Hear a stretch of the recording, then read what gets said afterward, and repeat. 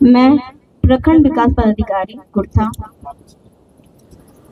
आज 23/12/2025 प्रशासन गांव की ओर कार्यक्रम में एक निवेदन है कि जो लोग घर बना रहे हैं, आवास बना रहे हैं, उसमें एक शौचालय अवश्य बनाएं।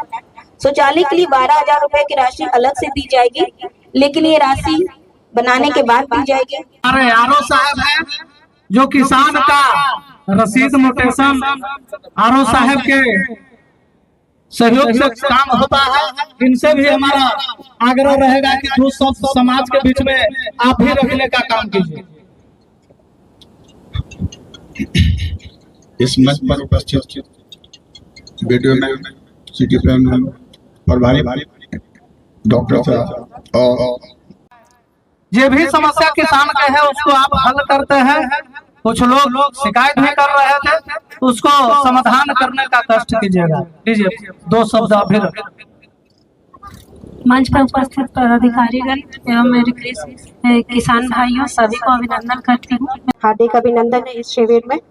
हाँ, इस पंचायत में जो भी आंगनवाड़ी केंद्र चलते हैं, अगर आपको उनसे किसी प्रकार की शिकायत है तो आप अंतिम में मैं अपना नंबर बता दूंगी, उस पर फोन कर सकते हैं। फिलहाल मैं जो आंगनवाड़ी केंद्रों पर जो योजनाएं चल रही हैं उसके बारे में आपको जानकारी दे देती हूँ।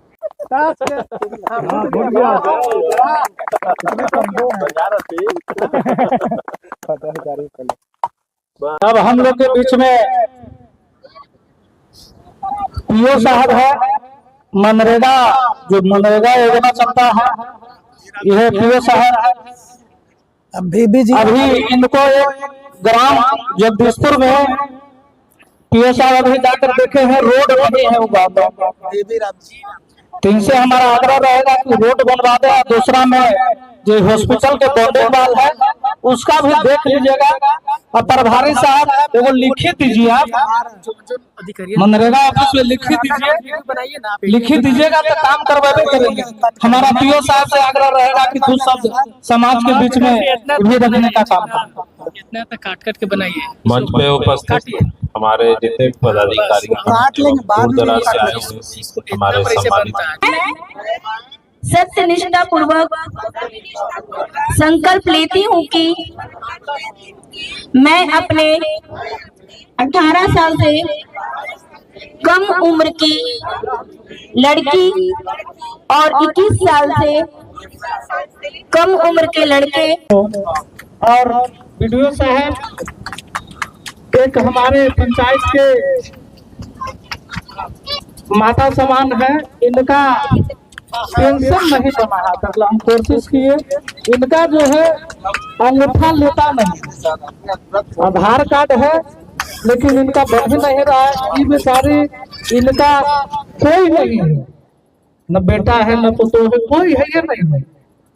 प्रधानमंत्री आवास योजना से घर तो बनवा दिए हैं मैम।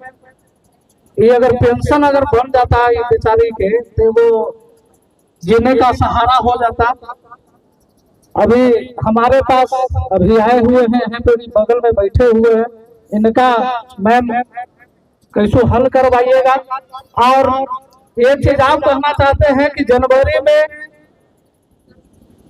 प्रधानमंत्री आवास योजना जो नाम जोड़वाने का जो वीडियो में काम किए हैं, उसमें जॉब कार्ड आप लोग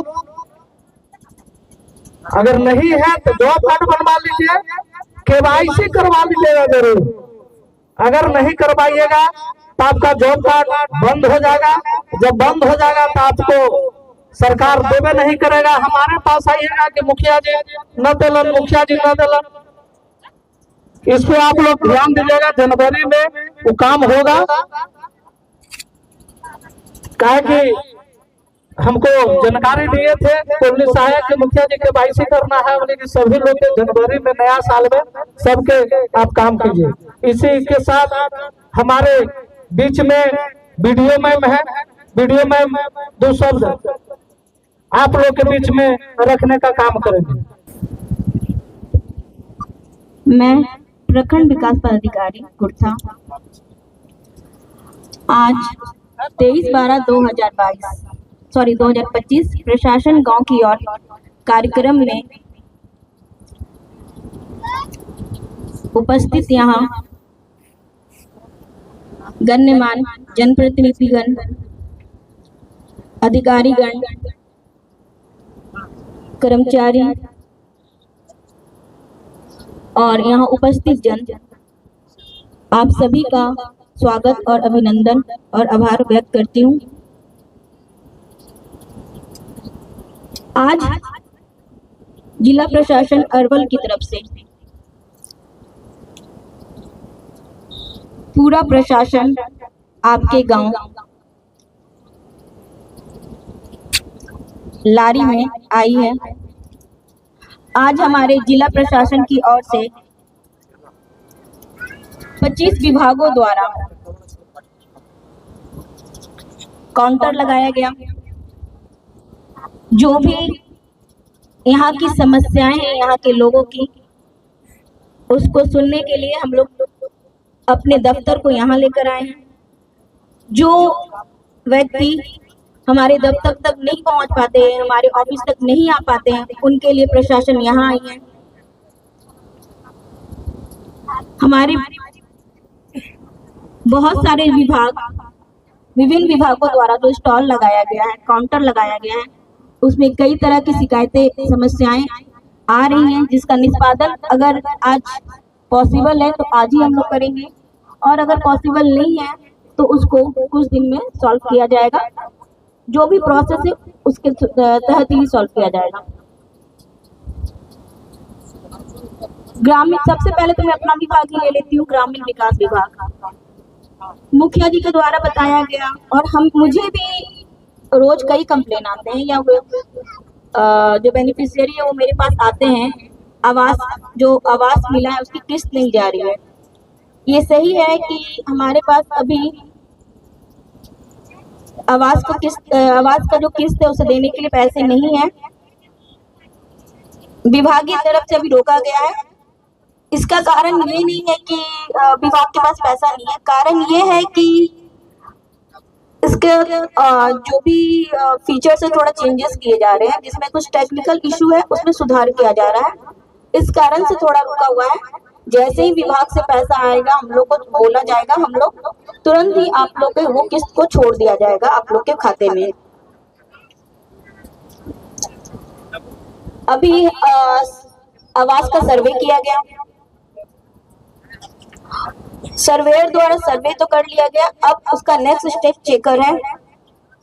हमारे यहाँ से चेकर बनाए गए हैं, वो आपके जो भी सर्वे हुए जिन जिन आवास का, उनका चेकर के द्वारा जांच किया जाएगा कि वो सही है, मतलब वो मापदंड में आ रही है या नहीं। अगर नहीं आ रहे तो उनका नाम काटा जाएगा वो चेकर के द्वारा। जो सर्वेयर थे वो चेकर नहीं है, चेकर किसी और को बनाया जाएगा, मतलब उसका क्रॉस चेक किया जाएगा। मुखिया जी के द्वारा भी बताया गया कि आप लोग को जॉब कार्ड बनाना कंपलसरी है। जॉब कार्ड बन भी रहा है, पीओ साहब थोड़ा इसको देख के थोड़ा इसमें गति लाइए, क्योंकि ये बनवाना बहुत जरूरी है। जॉब कार्ड एंट्री होना जरूरी है, बिना जॉब कार्ड एंट्री हुए हम लोग आवास नहीं दे सकते हैं। लेकिन अभी टाइम भी है, लेकिन इसका ये मतलब नहीं कि आप लोग आराम से बैठ जाइए। आप लोग अपना अपना जॉब कार्ड बनाते जाइए, और आपके जो ग्रामीण आवास सहायक है उनसे वो एंट्री कराते जाइए। कोशिश कीजिए जिनके नाम से कॉलोनी का वो सर्वे हुआ है वही अपना जॉब कार्ड दें, अपने बच्चों का ना दें, क्योंकि फ्यूचर में कई बार ऐसी अभी कई ऐसे प्रॉब्लम आ रहे हैं कि माता पिता के नाम पे कॉलोनी है और जॉब कार्ड वो किसी और के नाम पे है, तो जो जॉब कार्ड का मनरेगा के तहत जो पैसा मिलता है वो उनके खाते में चला जाता है, तो फिर उसमें भी इशू होता है। या फिर पता चलता है वो जॉब कार्ड किसी और का है, तो उसको एक जॉब कार्ड से एक ही आवास मिल सकता है, तो उस जॉब कार्ड से कोई दूसरा ले लिया है तो उनको आवास नहीं मिलेगा, नाम कट जाता है। तो ये सब इशू आते हैं, तो कोशिश आप लोग यही कीजिएगा कि आपके नाम, जिनके नाम से आवास मिला है या सर्वे हुआ, वही अपना जॉब कार्ड ऐड कराएं, दूसरे का ना कराएं। नेक्स्ट है हमारा पंचायती राज विभाग। पंचायती राज विभाग के तहत आज हमारे यहाँ पर विवाह मंडप आपके हर पंचायत में बनना है, यहाँ भी बन रहा है। विवाह मंडप की खासियत ये होगी कि यहाँ के ग्रामीण जिनको अपने घर पे टेंट लगाना पड़ता है या फिर धर्मशाला या होटल करना पड़ता है। जो गरीब है वो होटल वगैरह में ज़्यादा खर्च नहीं कर पाते हैं, तो उनके लिए सरकार की तरफ से आप लोग को एक तोहफा दिया गया है, विवाह मंडप। उसमें आप लोग अपने बच्चियाँ जिनकी भी शादी हो, रिसेप्शन हो, वो वहाँ करवा सकते हैं। उसका शिलान्यास आज किया जाएगा।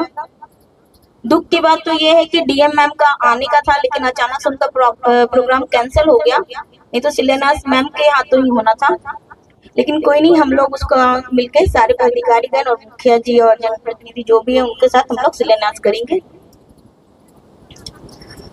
राजस्व विभाग, इसमें आप लोग देख ही रहे हैं, राजस्व अभियान चल रहा है। जो भी त्रुटियां उसमें सुधार करने की काफी कोशिश भी की जा रही है। सभी पदाधिकारीगण और जो भी उनके कर्मचारी है सब लगे हुए हैं। ऐसा नहीं है कि कोई भी इशू या कोई भी प्रॉब्लम एक दिन में सॉल्व हो जाए।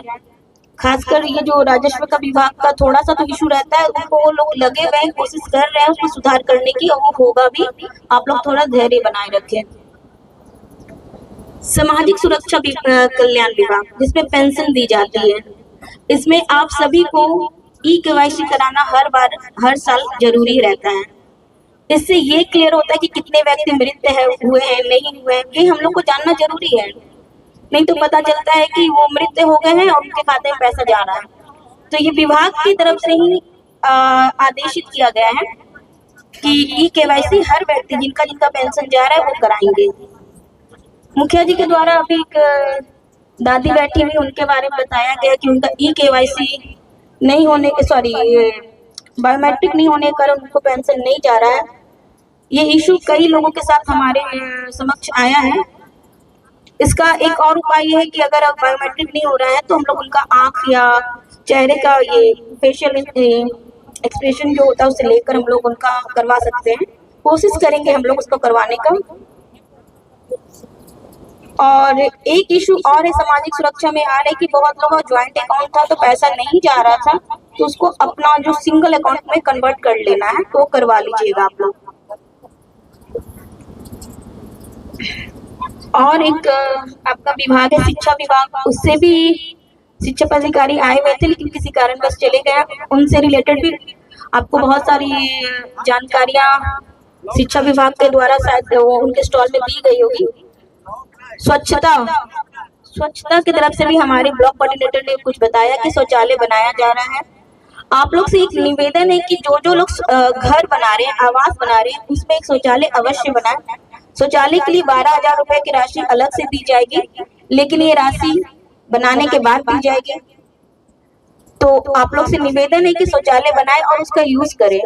कई बार देखा जा रहा है कि शौचालय बनने के बाद भी आप लोग उनका यूज नहीं कर रहे हैं और वो रास्ता भी गंदा हो जाता है। तो रिक्वेस्ट है महिलाओं से, दीदियों से कि प्लीज आप लोग इस पे ध्यान दें। अपने घर की आप शोभा है, कहीं बाहर जाना अच्छा नहीं लगता है।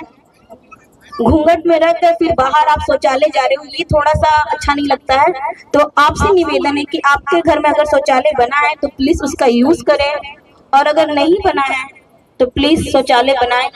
उन भाइयों से, उन चाचा जी से सबसे रिक्वेस्ट करूंगी कि अपने घर की महिलाओं को बाहर इस तरह से ना भेजें और अपने घर में शौचालय का निर्माण करें। सरकार की तरफ से 12,000 सहयोग राशि आपको दी जा रही है। जैसे ही आपका शौचालय का निर्माण हो जाएगा उसके बाद उसके उपरांत जांच उपरांत आपको 12,000 की राशि दे दी जाएगी।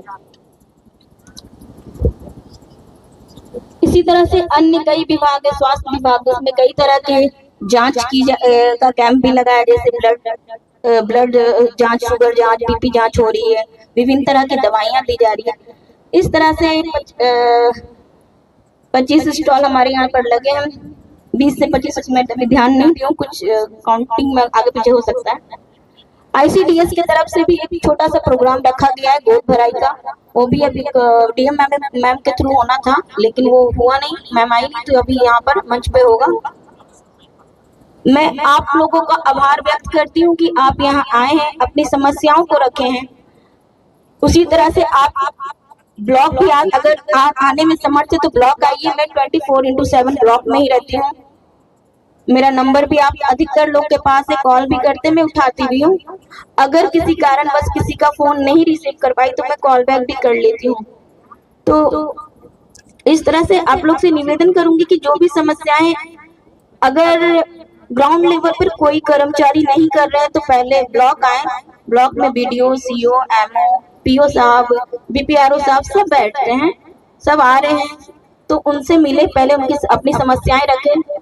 बहुत सी समस्याएं ऐसी भी होती है जो शॉर्ट टर्म सॉल्व नहीं होती है, लॉन्ग टर्म चलता है, तो उसका प्रोसेस किए बिना हम लोग सॉल्व नहीं कर सकते हैं। तो उस पर भी आप लोग थोड़ा ध्यान दें कि भाई हाँ, कि ऐसे जैसे कि कोई आए थे कि राजेश्वर मेरे जमीन का कुछ इशू था, तो आरओ साहब कह रहे थे कि नहीं उनका कुछ न्यायालय का मामला है, तो उन सब मामलों में थोड़ा लंबा टाइम लगता है, थोड़ा धैर्य बनाए रखें।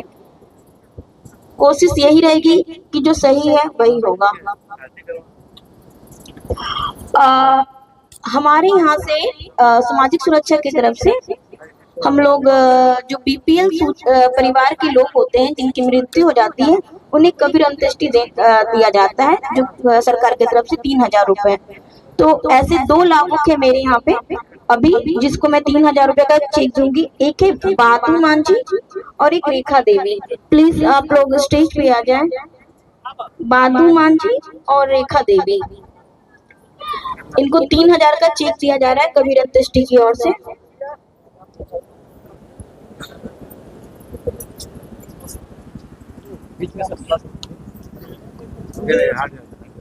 अभी क्या जी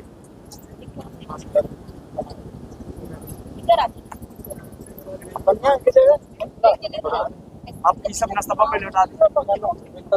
रेखा देवी आपकी नाम उल्टा हो गया बस मैडम इधर देखिएगा, इधर घूम जाइएगा। अच्छा ये वाला भंडा लेना है तो क्या करिएगा उसको?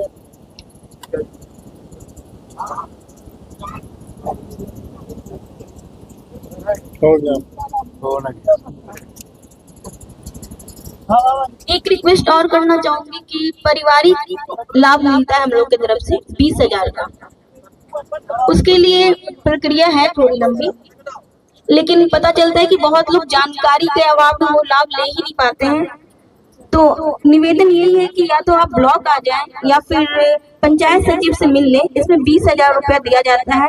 बीपीएल परिवार के जो लोग होते हैं उनको हम लोग 20,000 रुपया पारिवारिक लाभ देते हैं, या फिर मुख्यमंत्री पारिवारिक लाभ और राष्ट्रीय पारिवारिक लाभ। मुख्यमंत्री पारिवारिक लाभ में जो एक्सीडेंटल केसेस होते हैं उसमें बीपीएल का जरूरत नहीं है, उसमें हम लोग 20,000 रुपया देते हैं। और जो राष्ट्रीय पारिवारिक लाभ है उसमें भी 20,000 देते हैं, लेकिन उसमें बीपीएल की लिस्ट की जरूरत पड़ती है, सूची की।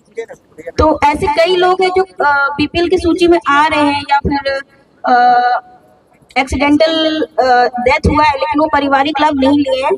तो प्लीज आप लोग हमारे ब्लॉक आइए और इसका लाभ लीजिए। हम लोग चाह रहे हैं, हम लोग कॉल करके कई लोग को बुलाए भी हैं, लेकिन वो लोग एफिडेविट बनाना है, यूं करना, इसका ये करना करके वो लोग टाल दे रहे हैं।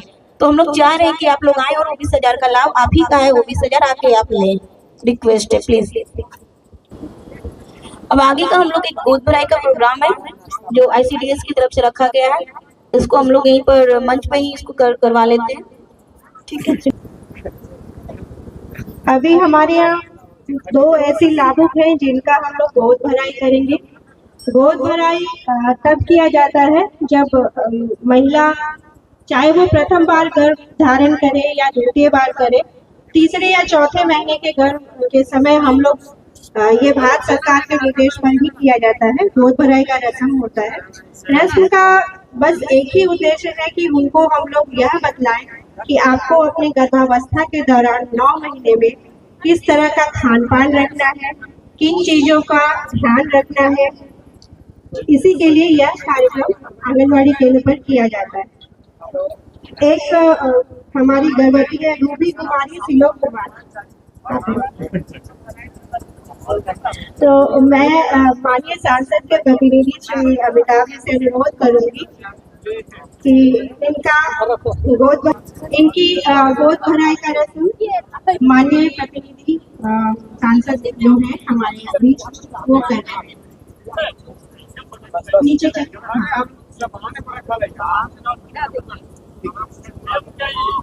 दूसरी गर्भवती हैं रीभा कुमारी, पति शनीश कुमार। इनकी गोद भराई का रस्म हमारे प्रखंड विकास पदाधिकारी निशा करेंगी। इस दलिया में आयरन, विटामिन और जो भी पोषक पदार्थ होते हैं एज ए सैंपल दिया जाता है ताकि ये लोग उसको देखकर उसी का पालन करें गर्भावस्था के दौरान।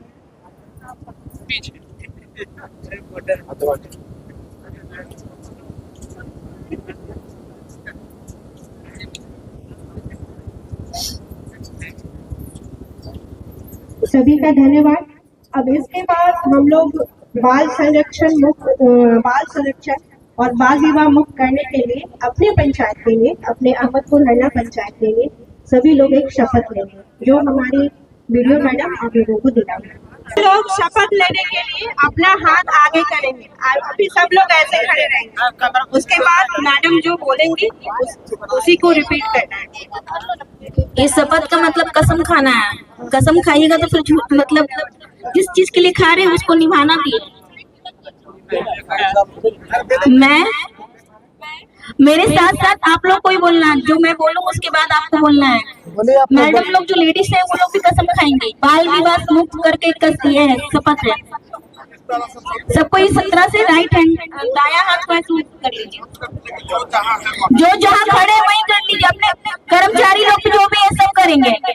मैं सत्य निष्ठा पूर्वक संकल्प लेती हूँ कि मैं अपने 18 साल से कम उम्र की लड़की और 21 साल से कम उम्र के लड़के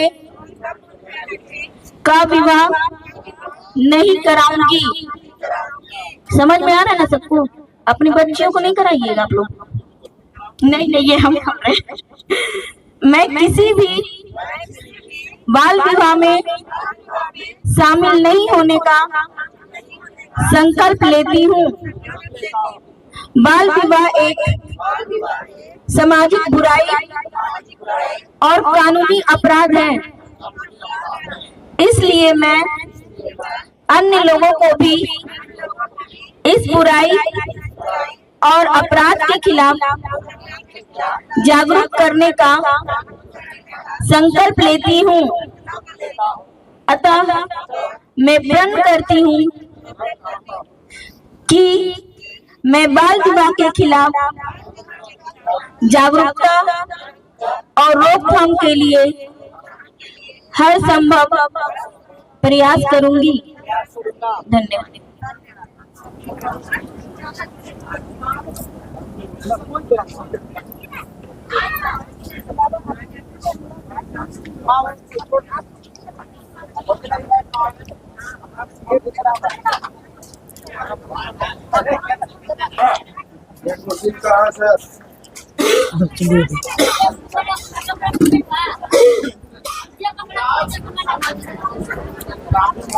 आगे बढ़ते चलिए।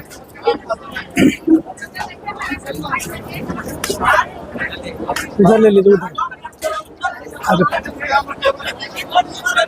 आगे बढ़ते चलिए, आगे बढ़ते चलिए।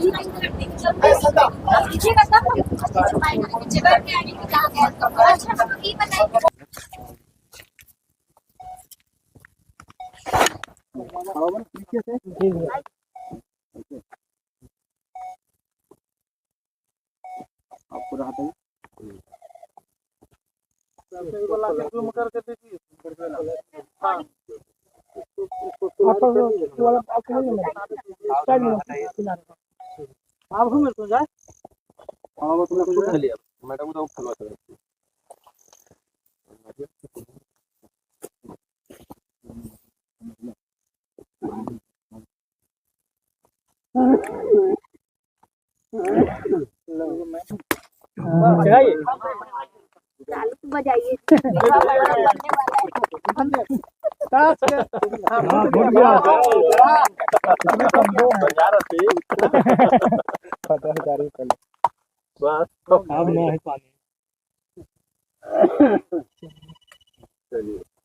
हमारा सीडीपीओ मैम आए हुए हैं, इनसे आग्रह है कि आकर दो शब्द अपना जो इनका आंगनबाड़ी पंचायत में चल रहा है, कहाँ सही चल रहा है, कहाँ गलत चल रहा है, वो आपसे ज्यादा कोई नहीं जानता होगा। इस पे समाज के बीच में आप भी दो शब्द रखने का काम कीजिए। बहुत धन्यवाद मुखिया जी। मंच पर उपस्थित सभी सदस्यों को मेरा अभिनंदन, और जो जनता या लाभुक हमारे भी हैं उनको मेरा हार्दिक अभिनंदन है इस शिविर में। हाँ, इस पंचायत में जो भी आंगनवाड़ी केंद्र चलते हैं, अगर आपको उनसे किसी प्रकार की शिकायत है तो आप अंतिम में मैं अपना नंबर बता दूंगी, उस पर फोन कर सकते हैं। फिलहाल मैं जो आंगनवाड़ी केंद्रों पर जो योजनाएं चल रही हैं उसके बारे में आपको जानकारी दे देती हूँ। जैसा आप देखते हैं कि आंगनवाड़ी केंद्र पर बच्चे पढ़ने आते हैं, वो 3 से 6 साल के बच्चे आते हैं। 3 से 6 साल के बच्चे जब 6 साल के हो जाते हैं तो उनको आंगनवाड़ी केंद्र से उनका नाम हट जाता है और उनको प्राथमिक विद्यालय में नाम लिखाने के लिए भेज दिया जाता है। अब तो इस बार से ये हो गया है कि आंगनवाड़ी सेविका उनको सूची प्राथमिक विद्यालय में उपलब्ध कराएंगी और उस सूची के अनुसार ही स्कूल में नाम लिखाया जाएगा। तो जो बच्चे आंगनवाड़ी केंद्र पर आते हैं उनको घर पका भोजन मिलता है, 6 दिन का मेनू है। और जो बच्चे 7 माह से 3 साल के हैं उनको राशन मिलता है। तो ऐसा है कि अब पहले क्या होता था कि सिर्फ नाम लिख देने से राशन मिलता था, और अब राशन की प्रक्रिया में काफी बदलाव आ गया है। बदलाव ये आ गया है कि जो भी अगर बच्चा है 7 माह का हो, 3 साल का हो, उसके अभिभावक का नाम एक पोषण ट्रैकर ऐप है जो सेविका के ही मोबाइल से उसका फोटो लिया जाता है, तो उसमें आधार जोड़ा जाता है। अगर उस लाभुक ने अपना आधार मोबाइल नंबर के साथ नहीं लिंक कराया होगा तो उनको कोई मैसेज नहीं आएगा, क्योंकि पहले सेविका को उसका ई-केवाईसी करना होता है। मेरे ख्याल से सभी जनता ई-केवाईसी के बारे में जानते होंगे। जितनी भी योजनाएं चल रही है सरकार की, सब में ई-केवाईसी अब काफी पॉपुलर होता जा रहा है। तो जब तक वो अपना नंबर आधार से नहीं जुड़वाएंगे, एक्टिव नंबर होना चाहिए। कई बार होता है नंबर जोड़ देते हैं लेकिन उनको उस पे ना ओटीपी आता है ना कोई मैसेज आता है। इस कारण क्या होता है कि उनको आंगनवाड़ी केंद्र से लाभ नहीं मिल पाता है।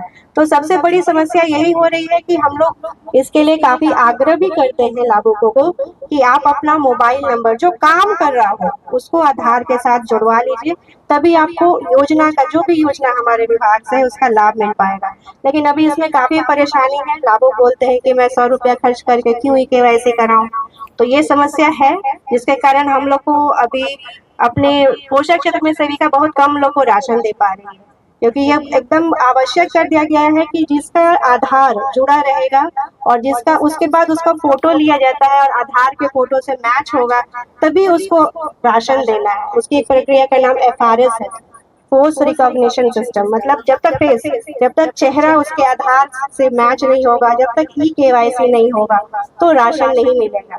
मुझे लगता है काफी लाभुक को इसकी समस्या हो रही होगी कि हमको राशन नहीं मिल रहा है। तो सबसे बड़ा कारण यही है इसका। अगर ये शिकायत फिर भी है कि फोटो लेने के बाद कोई दिक्कत हुई है तो भी मुझे बता सकते हैं। तो राशन मिलने में जो गर्भवती धात्री या 7 माह के 3 साल के बच्चे हैं उनका तब तक नाम दर्ज नहीं हो पाता है जब तक वो ई-केवाईसी उनका नहीं हो पाता। दूसरी हमारी यहाँ एक योजना चल रही थी, मुख्यमंत्री कन्या उत्थान योजना। तो अभी 1 साल से वो योजना बंद हो गया है, उसमें अभी नया हम लोग को निर्देश नहीं मिला है। पहली बार जो बच्ची जन्म लेती है 2 बार, मतलब अगर किसी महिला को 2 बच्ची हुई है प्रथम डिलीवरी में और सेकंड डिलीवरी में, तो उसको उसका लाभ मिलता था। यही लाभ हॉस्पिटल से भी मिलता था, पर फिलहाल अभी हम लोग यहाँ से ये योजना बंद हो गया है। दूसरा योजना है प्रधानमंत्री मातृत्व उत्थान योजना। उसमें जो फर्स्ट टाइम प्रेग्नेंट यानी जो प्रथम बार गर्भवती महिला है उनको उनका आवेदन सेविका ही भरती है और उसके लिए उनको 5,000 मिलता है। अगर सेकंड टाइम डिलीवरी में कन्या शिशु होती है तो उनको 6,000 राशि की लाभ सीधे उनके खाते में मिलती है।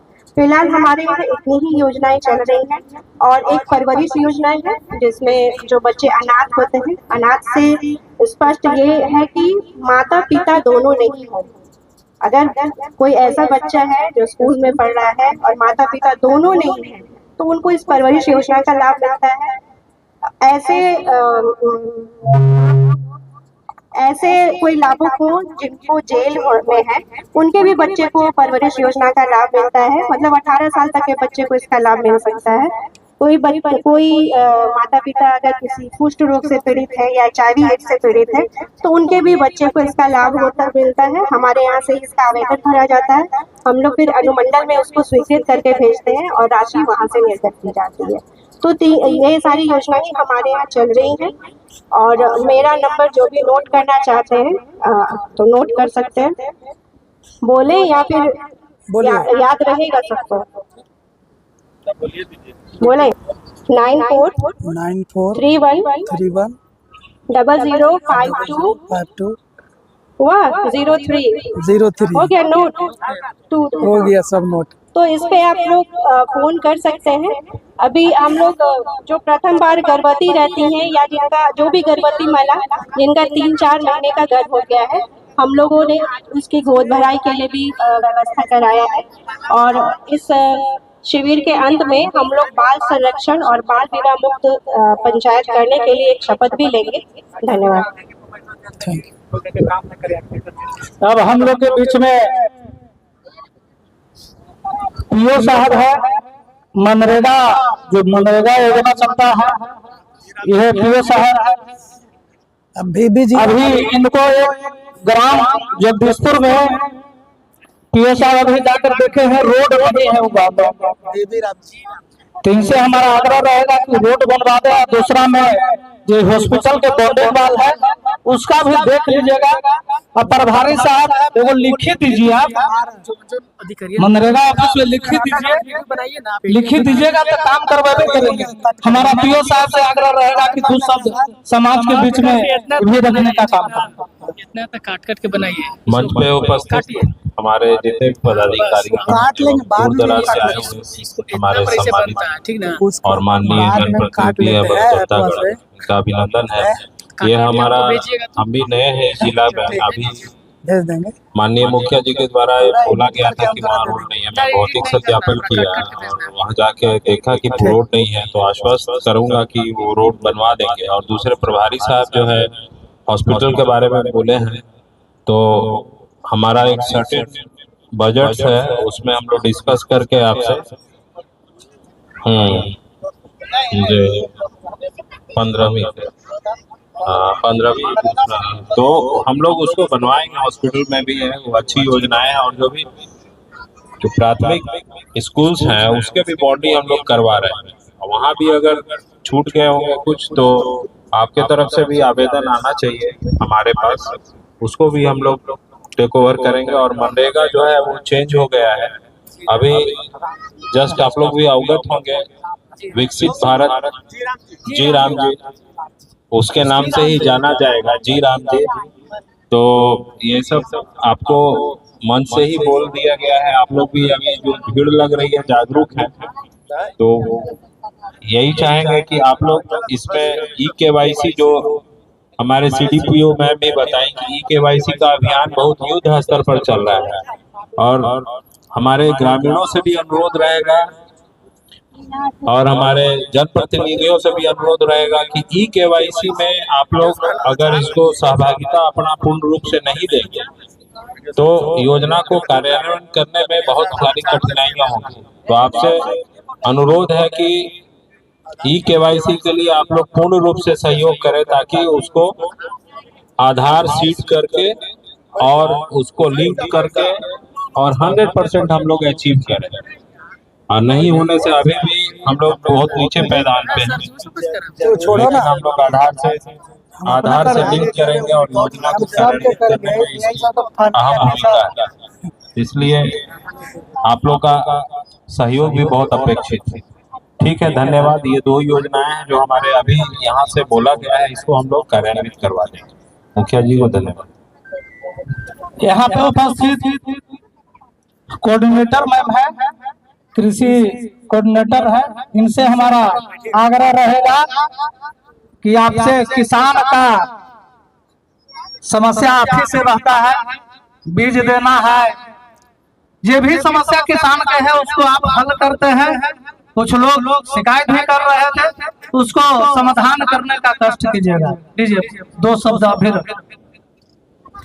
मंच पर उपस्थित पदाधिकारीगण एवं मेरे किसान भाइयों सभी को अभिनंदन करती हूँ। मेरा नाम चित्रांगदा पांडे, कृषि समन्वय अहमदपुर हरना और नीमा के हूँ। मैं अभी कृषि विभाग में चल रही योजनाओं के बारे में बता रही हूँ कि जैसा कि सर बोल रहे थे कि ई-केवाईसी के लिए ई-केवाईसी सर जिनको भी पीएम किसान मिल रहा है सभी को ई-केवाईसी करवाना बहुत जरूरी है और उसके बाद फार्मर रजिस्ट्री के लिए आपको कर्मचारी से मिलकर जाकर के वहाँ पर फिर से ई-केवाईसी करवाना पड़ेगा। तो जिनको मिल रहा है कम से कम ध्यान दीजिए और सहयोग कीजिए कि ई-केवाईसी करवाइए या तो मेरे माध्यम से, नहीं तो यहाँ के किसान सलाहकार शैलेंद्र जी तारी के ही हैं, आप ही के गाँव के हैं, उनके पास जाकर के आराम से करवा सकते हैं। जिनके अपने नाम से जमीन है उन्हीं को पीएम किसान से लाभ मिलेगा, नहीं तो फिर उनसे वंचित कर दिया जाएगा। ये अलग से इंस्ट्रक्शन मिला हुआ है ऊपर से। उसके बाद फिर दूसरी योजना चल रही है यांत्रिकरण की। जिन्हें भी यंत्र की जरूरत है, जैसे पाइप है, रोटावेटर है, कल्टीवेटर है, पावर टिलर है या कोई भी यंत्र की जरूरत है, वो अभी पोर्टल खुला हुआ है, आप आवेदन करवा सकते हैं और उसका लाभ ले सकते हैं। क्योंकि जितना ज्यादा आवेदन करवाएंगे जल्द से जल्द लॉटरी लगने वाली है नेक्स्ट वीक में, और फिर किसान मेला लगेगा तो उसमें आपको मिलेगा यांत्रिकरण मेला लगेगा अरवल में। तो जितना जल्दी हो सके तो करवाइए, आपको जो यंत्र की जरूरत है। फिर एक यहाँ पर योजना है ड्रोन से छिड़काव करने के लिए। ड्रोन से छिड़काव हमारा पूरा कुर्था में 100 एकड़ का छिड़काव करना है। वही प्लांट प्रोडक्शन से वो भी आवेदन खुला होगा, जिनको भी करवाना है वो ड्रोन से छिड़काव के लिए आवेदन कर सकते हैं। 1 एकड़ में 219 रुपया शायद लग रहा है। बाकी अनुदान ये ज्यादा से ज्यादा आवेदन होगा तो फिर ड्रोन आपको गांव में आएगा। जैसे कि 50 एकड़ या 25 एकड़ का एक साथ हो गया तो आपके गांव में आकर के ड्रोन का छिड़काव कर देगा। आप उसका पेमेंट 219 रुपया 1 एकड़ का कर सकते हैं। आप अपना भी दवाई डाल सकते हैं, नहीं तो हम लोग कोशिश करेंगे कि अपने स्तर से अगर दवा रहेगा तो दिलाएंगे, लेकिन जो आप अपने खेत में डालते हैं उसका दवाई का भी प्रबंध कर दिया, क्योंकि वहाँ से बोला गया है कि अपने आपको खुद ही दवाई डालना, इसलिए। लेकिन अगर मेरे पास पॉसिबल होगा तो मैं उपलब्ध करवा दूंगी। फिर अभी तक तो यही योजना चल रही है। बाकी आपको जो भी समस्या है आप किसान सलाहकार या हमारे माध्यम से सॉर्ट आउट कर सकते हैं। आपका नंबर मेरे तो होगा आपके पास, नहीं तो एक बार फिर से मैं रिमाइंड करवा देती हूँ। मेरा फोन नंबर है 99057 13389। एक बार रिपीट कर दीजिए। ठीक 99057 13389। ओके, ठीक है, थैंक यू। Thank you. और यहाँ पे उपस्थित हमारे आरओ साहब हैं, जो किसान का रसीद नोटेशन आरओ साहब के सहयोग से काम होता है। इनसे भी हमारा आग्रह रहेगा कि जो सब समाज के बीच में आप ही रखने का काम कीजिए। इस मंच पर उपस्थित वीडियो में सिटी प्लान प्रभारी डॉक्टर साहब और मनरेगा पीओ साहब, पंचायत राज पदाधिकारी और हमारे बीच उपस्थित माननीय मुखिया जी और दूर दराज से आए हुए हमारे सभी आम जन और जनप्रतिनिधियों का मतलब अभिनंदन। कहीं जाना नहीं, ठीक है? कहीं जाना नहीं, अगर जाना ना तो हमरा बोल के जाना, ठीक? कैसे रहेगा ना भाई? सुनो अभी कहीं जाना तो हमरा बोल के जाए थे। लास्ट तो कैमरा वाले के पूछेंगे तो खाली ऐसे ध्यान देखो हम कैसे देख कर रहे हैं, खाली जो आपके निकट कर लेगा ना खाली, लेकिन उनके छुट्टी में रहने के कारण नहीं हुआ। लेकिन आज से वो मतलब जो है शीतलहरी का जो है वो लकड़ी वगैरह जो जलने का काम आज से प्रारंभ होगा। जहाँ तक है कि नापी से संबंधित आपने टाइम लिमिट किया, तो टाइम जो है वो चूंकि पहले अंचल स्तर पे हमारे यहाँ 3 अमीन रहती थी, और एक अभी जो है वो भी बिल्कुल नवी है। और इसलिए जो भी मतलब जिस गति से नापी का कार्य होना चाहिए वो अभी मतलब थोड़ा विलम्ब होता है। और जहाँ तक नापी करने के बाद तीसरे दिन उनको जो है अपने मतलब जो है पोर्टल पर मतलब अपलोड करना है। और जहाँ तक परिमार्जन दाखिल खारिज का एक टाइम लिमिट है, जो भी इजी गोइंग जो है आपका, अगर विक्रेता का नाम पर जमाबंदी है आपका, तो उसको 15 दिन में मतलब की जो है परिमार्जन प्लस के माध्यम से जो भी आवेदन जो दायर होता है वो 15 दिनों के अंदर, जिसमें किसी प्रकार का कोई त्रुटि नहीं हो तो। और दूसरा मतलब कि परिमार्जन के लिए टाइम लिमिट मतलब बिहार सरकार के द्वारा किया गया 35 दिन, जिसमें कोई समस्या है, सुनवाई है, कोई दाखिल खारिज या जमीन से संबंधित कोई विवाद है, नापी वगैरह का कोई समस्या है, उसके लिए सरकार ने टाइम लाइन बनाया है वो 35 दिन का। और अंतिम जो किसी जमीन पर कोई विवाद है, विवादास्पद जमीन कोई है, डिस्प्यूट अगर चला गया तो उसको सुनाई का मामला है, वो सुनाई का मामला की सुनाई के बाद 75 दिन की अवधि जो है टाइम लाइन बनाया गया। दाखिल खारिज भी जो है आपका 35 दिन और अधिकतम जो भी जिसमें विवाद उत्पन्न होता है वो 75 दिन का टाइम लिमिट बना हुआ। और जहाँ तक राजस्व से संबंधित जो है अब विभागीय पोर्टल पर 4-10 सेवाएं हैं। दखल कब्जा प्रमाण पत्र जिसको LPC आप कहते हैं, और अगर ई मापी पोर्टल जो है वो मैक्सिमम टाइम लिमिट जो है वो 45 दिन का है। वो आप अपना जो है जैसे आप अप्लाई करते हैं वो तीसरे दिन में सत्यापन करने के बाद आपके यूजर ID पे उसको भेजा जाता है। और उसके बाद जैसा मैसेज जो होता है उस मैसेज के तहत आपको मतलब जो है आगाह किया जाता है। और उस आगाह करने के बाद वो आपके द्वारा राशि जमा की जाती है। और राशि के बाद जो है उसको सत्यापित के बाद जैसे आप राशि कर देते हैं वो ऑटोमेटिकली आपके मतलब इस पर मैसेज को इंडिकेट करके जो डेट मतलब जो है दे दिया जाता है कि आपकी नापी की तिथि कब है।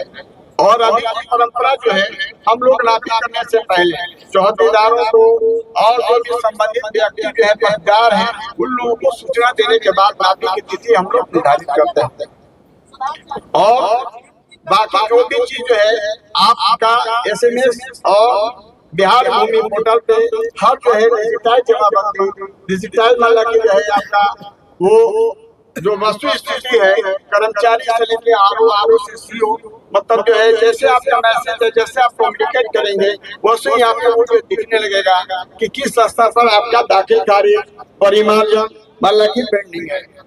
वो समय सीमा के अंदर वो जो है आपका निष्पादन करने के बाद उसको भी SMS के माध्यम से आपको सूचना दी जाती है। इन्हीं सिर्फ बातों के साथ मैं अपने कह रहे हैं कि 75 दिन में जमीनी मामला खत्म कर देगा। हो गया जमीन मामला। हेलो, यहाँ पे उपस्थित हमारे पंचायती राज विभाग के DPRO सर हैं जो पंचायत का जो भी विकास योजना जो आता है कि 75 दिन में होता है। इन्हीं के जमीन निगरानी में काम होता है। मैं इनसे हमारा आग्रह रहेगा कि आकर 2 शब्द रखने का काम करे। काजी बेटा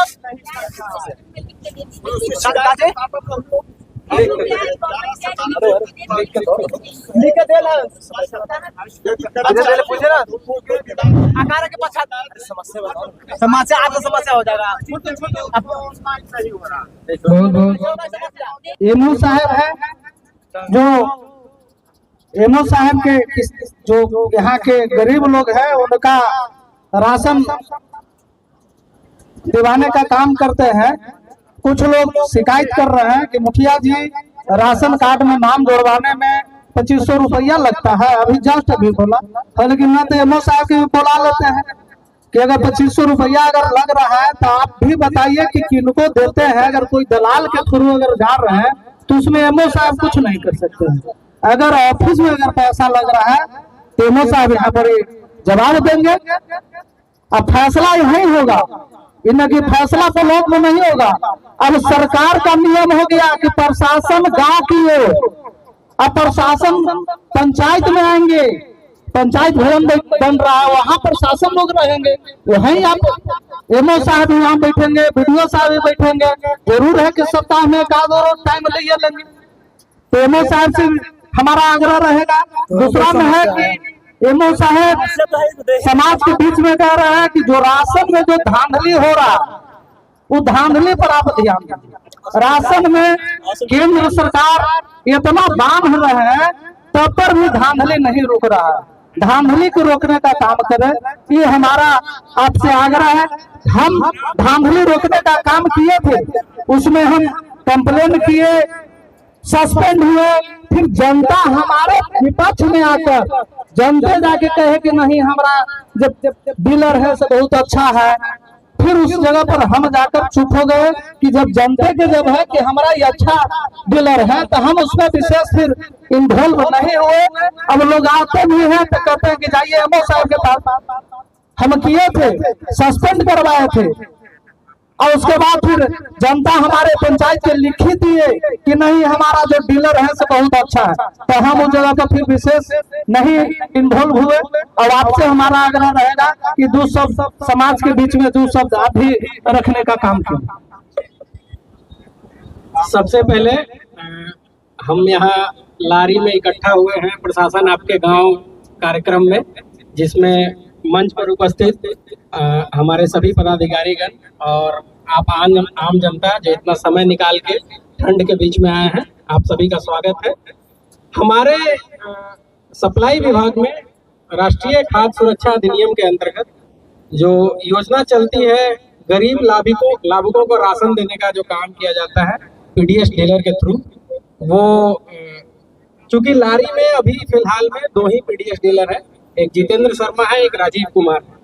अभी हमारे विभाग में क्या चल रहा है कि सभी जगह से रिक्ति मंगा लिया गया है ताकि सभी पंचायत में इवनली डिस्ट्रीब्यूट हो डीलर। ऐसा जरूरी नहीं है कि किसी एक व्यक्ति को 4 किलोमीटर दूर जाना पड़ रहा है या 5 किलोमीटर दूर जाना पड़ रहा है। जैसे लारी में अहमदपुर हरना पंचायत में केवल 2 विक्रेता अभी कार्यरत हैं, तो वर्तमान में इसकी प्रक्रिया चल रही है। सभी रिक्त जो है उनका अधियाचना हमारे पास आ गया है, उनका एप्लीकेशन भी आ गया है, उस चीज को वेरीफाई करके जांच करके देने की प्रक्रिया भी चल रही है, तो ये वेल्दी हो जाएगी। ठीक, अभी तक मुखिया जी के द्वारा बताया गया कि राशन कार्ड में नाम जुड़वाने में पैसा लिया जा रहा है या फलाना में है, ये है, जबकि ये यहाँ पे ब्लॉक में भी जो कार्यक्रम हुआ था, ब्लॉक में जो टास्क फोर्स का बैठक हुआ था, उसमें भी बोला गया था कहीं किसी को 1 रुपया देने की जरूरत नहीं है। कोई भी बदमाशी क्या करता है, कंप्यूटर ऑपरेटर वाला जहाँ पे आप अप्लाई करते हैं वो बोलेगा फलाना हम पटना से जुड़वा देंगे, हम यहाँ से जुड़वा देंगे, तुम हमको ये कर दो, तुम हमको ये कर दो। ये सब कुछ करने की जरूरत नहीं है, सिंपल आप अप्लाई कीजिए, घर में रहिए, हमारे पास एप्लीकेशन ऑनलाइन ही आ जाएगा, हम अपने वेरीफाई करके आपको दे देंगे। पहली चीज। दूसरी चीज, गलती क्या करते हैं लोग, गलती ये करते हैं कि अप्लाई सब कुछ कर दिया है, अब उसमें सर्टेन क्राइटेरिया है कि आपके पास पक्का मकान नहीं होना चाहिए, 10,000 से इनकम ऊपर नहीं होना चाहिए, आपके पास पीएम किसान में अगर लाभ ले रहे हैं 2.5 एकड़ से ऊपर जमीन नहीं होनी चाहिए आपके पास, आपके घर में 4 व्हीलर नहीं होना चाहिए, इनकम टैक्स आप नहीं पे कर रहे हो। तो अब उसमें होता क्या है कि लोग इनकम तो बनवा लेते हैं दिखा के कि हाँ भाई ये चीज है, वो है, पता चला कि वो सरकारी नौकरी में उनके घर में। तो उस स्थिति में जैसे बहुत अच्छा पहल हुआ है कुर्था में कि बहुत सारे अभी बीपीएससी में शिक्षक नियुक्त हुए, उन्होंने खुद कहा आके मेरे ऑफिस में कि सर मेरा नाम हटवा दिया जाए, मेरा कार्ड हटवा दिया जाए, हमारा नौकरी लग जाए। तो इस स्थिति में इस चीज के लिए विभाग खुद रेफराइज कर रहा है, क्योंकि आप कहीं भी 4 व्हीलर खरीदने गए, आधार कार्ड दिए, वही आधार आपका राशन कार्ड से जुड़ा हुआ है। विभाग ने सभी 1200 कुल कुर्था में, आप लोग को जान के खुशी होगी कि 1282 कार्ड को चिन्हित किया है, जिसके आधार में जो लोग या तो कहीं सर्विस में है या कहीं पैन कार्ड से इनकम टैक्स फाइल कर रहे हैं या कहीं सैलरी उठा रहे हैं या किसी कंपनी में डायरेक्टर हैं, सबको निकाल लिया एक ही साथ, हमारे पास दे दिया। तो वैसे वैसे लोगों का सबका नाम अलग होने वाला है। अब दिक्कत क्या है कि लोग अप्लाई कर देते हैं, वो एलिजिबल नहीं है, योग्यधारी नहीं है, लेकिन जब उनका रिजेक्ट हो जाएगा तो क्या बोलेंगे, फलाना मेरा रिजेक्ट कर दिए या ये कर दिया, ये काम नहीं होता। ऐसा नहीं है, अगर आप योग्य हैं तभी अप्लाई कीजिए। दूसरी चीज, उसमें अगर आप अप्लाई कर रहे हैं तो सभी डॉक्यूमेंट के नीचे साइन जरूर कीजिए, क्योंकि हम अभी प्रमाणित नहीं कर पाते हैं कि उस चीज में कि आप ही वही व्यक्ति अप्लाई किया है।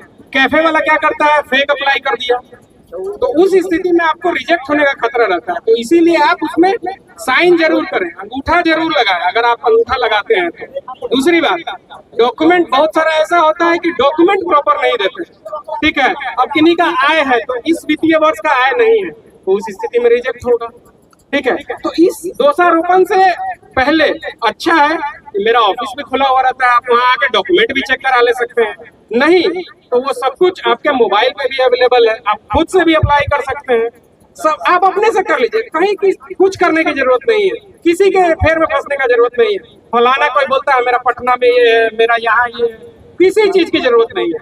मोबाइल पे आपके पास अवेलेबल है, आप मोबाइल से अप्लाई कर लीजिए, खुद से कर लीजिए, किसी थर्ड पार्टी की जरूरत नहीं है। ऑफिस में आके डॉक्यूमेंट चेक करा लीजिए। अब हाँ, इसमें एक चीज है कि किसी कार्ड में अगर कार्ड आप बनवाने जा रहे हैं तो महिला अगर है तो ऑटोमेटिकली उस कार्ड की मुखिया वो हो जाती है, ठीक है। अब बिहार सरकार के मतलब नीतिगत मामलों के तहत उसमें ये चीज कहा गया है कि जो भी महिला होंगी उसमें उनका जाति प्रमाण पत्र उनके पिता के नाम से निर्गत होगा, न कि उनके पति के नाम से। तो ये सब चीज का ध्यान देना आप लोग को जरूरी है। इसी कारण से मैक्सिमम एप्लीकेशन रिजेक्ट होते हैं, ठीक है। ये सब चीज ध्यान दीजिए, किसी के फेर में मत फंसिए। सिंपल डॉक्यूमेंट, ऑफिस खुला हुआ है, आके आप डॉक्यूमेंट चेक करा लीजिए, किसी भी कंप्यूटर दुकान से अप्लाई कर लीजिए या खुद से भी ऑनलाइन अप्लाई कर लीजिए। यूजर आईडी पासवर्ड बनाना रहता है, उसमें अप्लाई कीजिए। एक पैसा किसी को नहीं देना, ना नाम जुड़वाने के लिए ना बनाने के लिए, किसी के फेर में नहीं फंसना है। कोई आपको होता क्या है, प्रलोभन देता है हमको ये चीज, आदमी भी वैसा प्रवृत्ति का होगा कि थोड़ा सा अरे देखो ना वो चीज दे रहा है, लग रहा है करवा दे। ये सब चीज के चक्कर में मत पड़िए, आप अपना कागज फ्रेश रखिए, अप्लाई कीजिए ऑनलाइन, अपने से कर लीजिए। नहीं होता डॉक्यूमेंट आके चेक करा लीजिए, उसके बाद आराम से आपका नाम जुड़ेगा, अगर आप उस चीज के योग्य हैं तो। ऐसा नहीं है कि हम बिल्डिंग बनाए हुए हैं और जाएंगे वहां पे लाभ लेने, तो वो चीज नहीं होगा, ठीक है। इस चीज के तहत बाकी प्रक्रिया चल रही है। अब मुखिया जी के माध्यम से एक चीज और मैं कहना चाहूंगा कि पूरे अरवल में खुर्था प्रखंड में ई-केवाईसी का प्रतिशत, जो कि मैडम भी बता रही थी शायद, ई-केवाईसी सभी चीज में जरूरी है। खुर्था का प्रतिशत 86.40 है, मतलब लगभग 14% हमारे पास अभी भी ऐसे लाभुक हैं जिनका ई-केवाईसी नहीं हुआ है। तो आप अपने डीलर के पास जाके ई-केवाईसी कर सकते हैं। उसके लिए फेसलेस ई-केवाईसी का ऐप भी है, अगर आप अपने से करना चाहें अपने से कर लीजिए, कहीं जाने की जरूरत नहीं है। सरकार मोबाइल की सुविधा एंड्रॉइड फोन में, उसमें कर लीजिए। आप नहीं जानते हैं, किसी पास के बच्चा को पकड़ लीजिए, अपना बेटा से कर बोलिए, सब कुछ फेसलेस ई-केवाईसी ऐप है, उससे भी आप ई-केवाईसी करा सकते हैं। लेकिन ई-केवाईसी जरूर कराइए, क्योंकि उसके बिना फिर अगर सरकार ऑथेंटिकेट नहीं कर पाई, आपका नाम कट जाएगा। उस स्थिति में आपको बहुत दिक्कत होगा। बहुत सारे लोग ऐसा बोलते हैं कि अरे हमको क्या जरूरत है, छोड़ो ना, मेरा ऐसे हो जाएगा। ऐसे नहीं हो जाएगा, अब सब कुछ सिस्टम वाइज ऑनलाइन हो रहा है। दूसरी बात, जनवरी से एक और सुविधा होने जा रही है, सभी पीडीएस डीलर के मशीन पे तराजू की सिस्टम होने जा रहा है। तो वो तराजू जितना वो रखाएगा, जैसा कि जो बता रहे थे कि जो दिक्कत आता है या लोग बोलता है ऐसा कंप्लेन करता है, वो चीज स्वतः खत्म हो जाएगा। जितना वहाँ वजन रहेगा तभी पर्ची निकलेगा, नहीं तो उसका ट्रांजेक्शन ही नहीं है। ट्रांजेक्शन नहीं होगा मतलब वो उठाए नहीं। तो अब ऐसा तो नहीं कर सकता वो कि नहीं हम उठाए नहीं, क्योंकि चूंकि देखिए ऐसा हो गया है आपकी, जितना अधिकाधिक अंगूठा लगेगा उसके, उतना ही उसके हिसाब से उसका आवंटन होगा। अगर वो अंगूठा लगाएगा उसका आवंटन ऑलरेडी शून्य हो जाएगा, ठीक है। तो ये सब चीज की सरकार ने सुविधा दी है, और किसी तरह का कोई, अभी राशन भी मुफ्त में मिल रहा है 2028 तक सरकार द्वारा, प्रधानमंत्री गरीब कल्याण अन्न योजना के तहत, ठीक है। किसी को ना एक पैसा आपको राशन लेने में देना है, ना आपको राशन कार्ड बनवाने में या नाम जुड़वाने में कोई पैसा कहीं किसी को देने की जरूरत नहीं। अब सरकार ने और भी अच्छा सिस्टम कर रहे हैं कि वो आपको तराजू लगा देंगे, तो जनवरी से जो भी आपको लग रहा था सब कुछ एवरीथिंग क्लोज, सब कुछ। पीडीएस डीलर का भी सर शिकायत रहता है कि मेरे पास राशन कम आता है। हाँ पीडीएस, प्रधानाध्यापक का भी शिकायत रहता है कि मेरे पास राशन कम आता है, तो ऐसा क्यों? हाँ एमडीएम में जैसा कि आप बता रहे हैं प्रधानाध्यापक के पास और पीडीएस डीलर के पास शिकायत आती है। इसमें एक चीज और बताना चाहता हूँ, जो डोर स्टेप डिलीवरी वाले, ठीक है, वो डोर स्टेप डिलीवरी वाले गड़बड़ी करते थे। तो अभी क्या हो रहा है कि जब अगर पीडीएस डीलर के पास तराजू लगेगा तो गोदाम में भी लगेगा, उतना वजन अगर वहां से नहीं उठाया तो उसका रसीद ही नहीं कटेगा वहां से। तो सेम वही सिस्टम हो गया, वहां से अगर प्रॉपर उठाएगा वहां से प्रॉपर देगा। ठीक है, इस चीज की सुविधा हो रही है। एमडीएम में भी गोदाम से ही जाता है, जो कि एमडीएम में भी सेम लागू चीज है। तो ये चीज की समस्या ही स्वतः समाप्त हो जाएगी। दूसरी बात, यहाँ के डीएसटी के बारे में बहुत सारे लोगों ने कंप्लेन किया था। डोर स्टेप डिलीवरी वाले संवेदक वाले जो है, एसडीओ सर की तरफ से भी कंप्लेन किया गया है, जो जिला प्रबंधक सर के पास में गया है, पिछले वाले डीएम सर और डीएम मैडम थी उनके पास भी कंप्लेन किया है। अभी डीएसटी का ये समाप्त हो रहा है 4 दिनों के अंदर में, 25 तारीख के अंदर। तो दूसरा डीएसटी आएगा, क्योंकि इसको नहीं कंटिन्यू रखने का प्रोविजन किया गया है। तो दूसरा डीएसटी आएगा तो स्वतः इस चीज की समस्या भी समाप्त हो जाएगी। तो आने वाले वर्षों में, आने वाले नए साल में, ठीक है, उम्मीद है सब कुछ अच्छे सुचारू रूप से चलेगा। आप सभी लोग आए इसके लिए थैंक यू।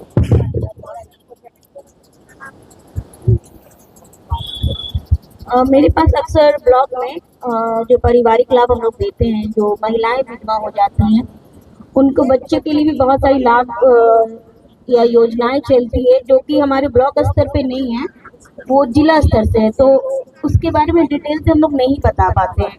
तो कौशल युवा विकास के विभाग से जो है, कौशल युवा विकास विभाग से जो आए हैं, वो मंच पर आकर कौशल युवा विकास विभाग